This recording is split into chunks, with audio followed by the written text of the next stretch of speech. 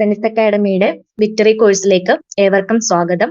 ഇന്ന് നമ്മൾ നോക്കാൻ പോകുന്നത് ഫസ്റ്റ് ഇയറിലെ പേപ്പർ 1 ആണ്.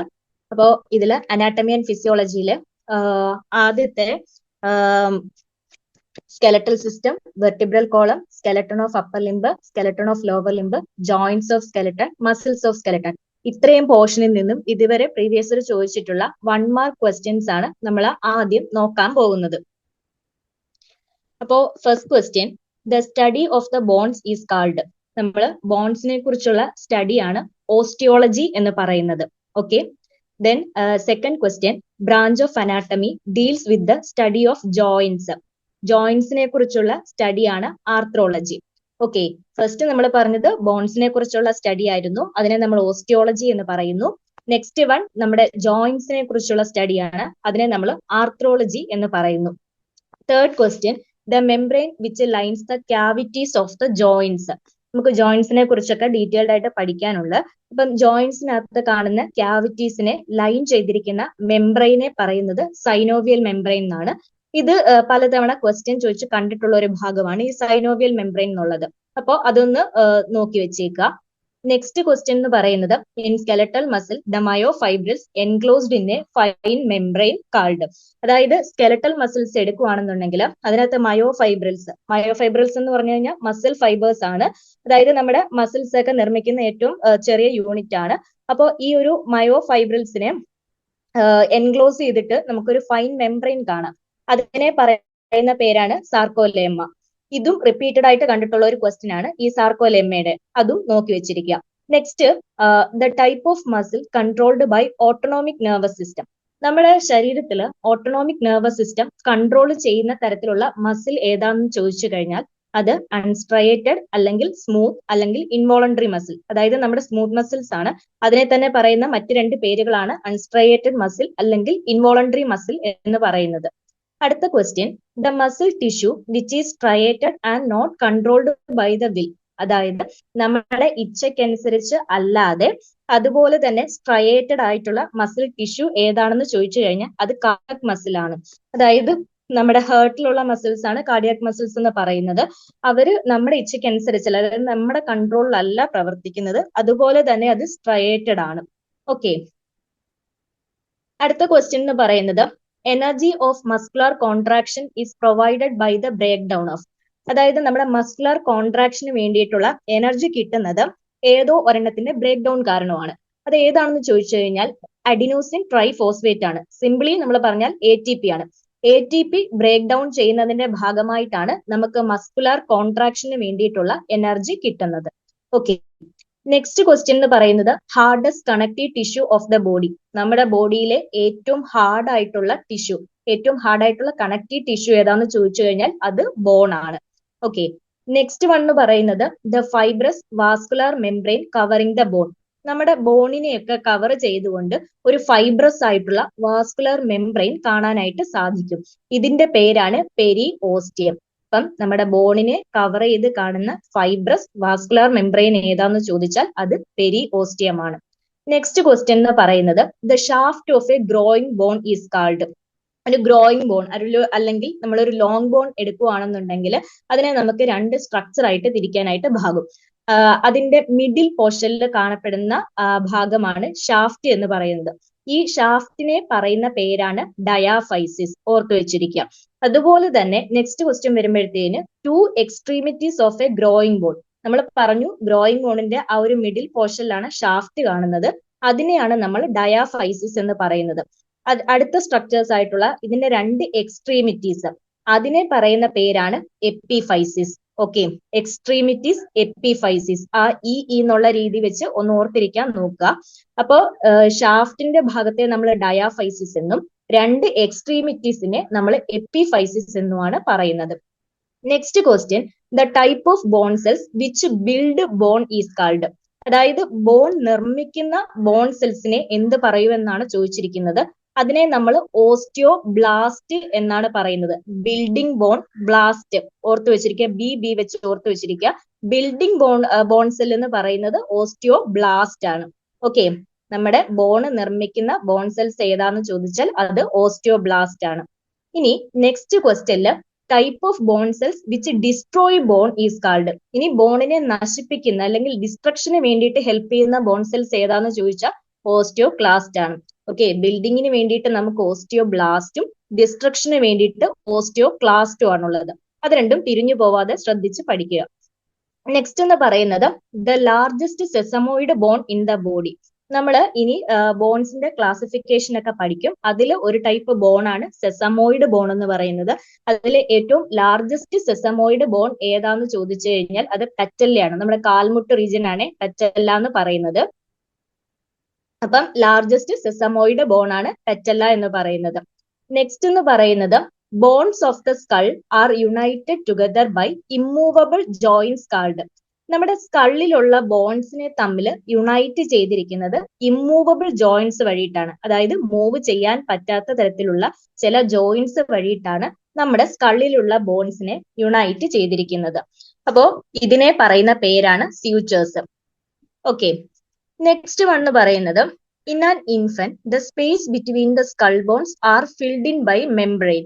ഇതെന്ന് പറയുന്നത് ഇൻഫന്റ്സിന്റെ കാര്യത്തിൽ മാത്രം കണ്ടുവരുന്ന ഒരു സ്ട്രക്ചറിനെ കുറിച്ചാണ് ഇവിടെ പറയുന്നത്. ഇൻഫന്റ്സിന്റെ കാര്യത്തിൽ നമ്മുടെ സ്കളിലുള്ള ബോൺസിന്റെ അതിനിടയിൽ കുറച്ച് സ്പേസ് കാണപ്പെടുന്നുണ്ട്. സ്കൾ ബോൺസിനിടയിലായിട്ട് കുറച്ച് സ്പേസ് കാണപ്പെടുന്നുണ്ട്. ഇത് ഫില്ല് ചെയ്തിരിക്കുന്നത് കുറച്ച് മെംബ്രെയിൻസ് വെച്ചിട്ടാണ്. ഈ മെംബ്രെയിൻസിനെ പറയുന്ന പേരാണ് ഫോണ്ടനല്ല. അപ്പൊ ഇത് ഇൻഫന്റ്സിലെ മാത്രം, അതായത് 1 വയസ്സ് വരെയുള്ള കുട്ടികളിൽ മാത്രം കാണുന്ന സ്ട്രക്ചർ ആണ്. അവരുടെ സ്കൾ ബോൺസിനിടയിലുള്ള സ്പേസ് കവർ ചെയ്തിരിക്കുന്ന ഒരു മെംബ്രെയിൻ വഴിയിട്ടാണ്. അതിനെയാണ് ഫോണ്ടനല്ല എന്ന് പറയുന്നത്. നെക്സ്റ്റ് ക്വസ്റ്റ്യൻ അതുമായിട്ട് റിലേറ്റ് ചെയ്ത് തന്നെ വരുന്നതാണ് ലാർജസ്റ്റ് ഫോണ്ടനല്ല. നമുക്ക് 2 ഫോണ്ടനല്ല ഉണ്ട്. അതിൽ ലാർജസ്റ്റ് ഫോണ്ടനല്ല എന്ന് പറയുന്നത് ആന്റീരിയർ ഫോണ്ടനല്ലയാണ്. അതും ഓർത്തു വെച്ചിരിക്കുക. Next question the anterior fontanelle normally closes at the age of dash months. ഈ ആന്റീരിയർ ഫോണ്ടനല്ല എന്ന് പറയുന്നത് നോർമലി ക്ലോസ് ചെയ്യുന്ന ഒരു ഏജ് ഉണ്ട്. അതെന്ന് പറയുന്നത് 18 മന്ത്സിലാണ്. നമ്മൾ ഓൾറെഡി പറഞ്ഞു ഇൻഫന്റ്സിൽ മാത്രം കണ്ടുവരുന്ന ഒരു സ്ട്രക്ചർ ആണ് ഈ ഫോണ്ടനല്ല എന്ന് പറയുന്നത്. അപ്പൊ നോർമലി നമ്മൾ കുഞ്ഞുങ്ങൾ വലുതാവുന്നതിനനുസരിച്ച് ഈ ഒരു സ്ട്രക്ചർ ക്ലോസ് ആവും. ആന്റീരിയർ ഫോണ്ടനല്ലയുടെ കേസിലാണെങ്കിൽ ഇത് ക്ലോസ് ആവുന്ന ഏജ് എന്ന് പറയുന്നത് 18 മന്ത്സ്, ഏകദേശം കുഞ്ഞിന് 1.5 വയസ്സൊക്കെ ആകുമ്പോഴാണ്. അടുത്ത ക്വസ്റ്റ്യൻ എന്ന് പറയുന്നത് air filled cavities contained in the bones of the skull are called. ഇനി നമ്മുടെ സ്കളിലുള്ള ബോൺസിനിടയിലായിട്ട് കുറെ അധികം എയർ ഫിൽഡ് ആയിട്ടുള്ള, എയർ നിറഞ്ഞിരിക്കുന്ന രീതിയിലുള്ള ക്യാവിറ്റീസ് കാണാനായിട്ട് സാധിക്കും. ഇതിനെ എന്താണ് പറയുന്നതെന്ന് ചോദിച്ചാൽ എയർ സൈനസസ് എന്നാണ് പറയുന്നത്. അപ്പൊ നമ്മുടെ സ്കളിലുള്ള ബോൺസിൽ കാണുന്ന എയർ ഫിൽഡ് ക്യാവിറ്റീസ് ആണ് എയർ സൈനസസ് എന്ന് പറയുന്നത്. നെക്സ്റ്റ് എന്ന് പറയുന്നത് the only movable bone in the skull. നമ്മൾ സ്കളിലുള്ള എല്ലാ ബോൺസും എടുക്കുകയാണെന്നുണ്ടെങ്കിൽ അതിൽ മൂവ് ചെയ്യാൻ പറ്റുന്നത് ഒരേ ഒരു ബോണിനാണ്. അതെന്ന് പറയുന്നത് നമ്മുടെ ഫേഷ്യൽ ബോൺസിനകത്ത് വരുന്ന മാൻഡിബിൾ ആണ്. അതായത് ലോവർ ജോ എന്നും പറയും, നമ്മുടെ കീഴ്ത്താടിയലിന്റെ ഭാഗം. അതാണ് നമ്മുടെ സ്കളിൽ മൂവ് ചെയ്യാൻ പറ്റുന്ന ഒരേ ഒരു ബോൺ എന്ന് പറയുന്നത്.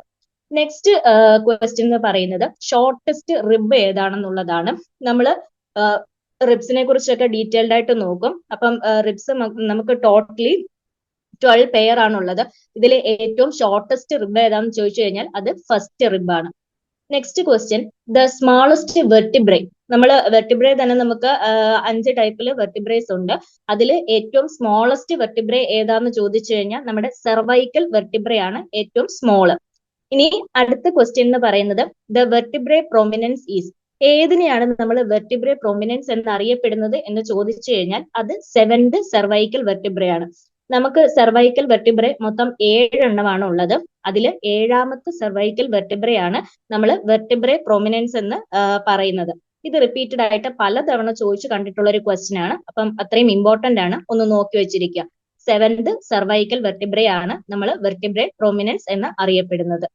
നെക്സ്റ്റ് വൺ എന്ന് പറയുന്നത് the largest bone in the human body. നമ്മുടെ ഹ്യൂമൻ ബോഡിയിലെ ഏറ്റവും ലാർജസ്റ്റ് ബോൺ ഏതാണെന്നാണ് എല്ലാവർക്കും അറിയുന്നതാണ്. ഫീമർ, നമ്മുടെ തുടയലിലാണ് ഏറ്റവും ലാർജസ്റ്റ് ബോൺ ഹ്യൂമൻ ബോഡിയിലുള്ള. ഇനി നെക്സ്റ്റ് വൺ എന്ന് പറയുന്നത് ലാർജസ്റ്റ് ബോൺ ഓഫ് ഫൂട്ട്. നമ്മുടെ കാൽപാദത്തിന്റെ ഭാഗം എടുക്കുകയാണെങ്കിൽ അതിലും കുറെ അധികം ബോൺസ് ഉണ്ട്.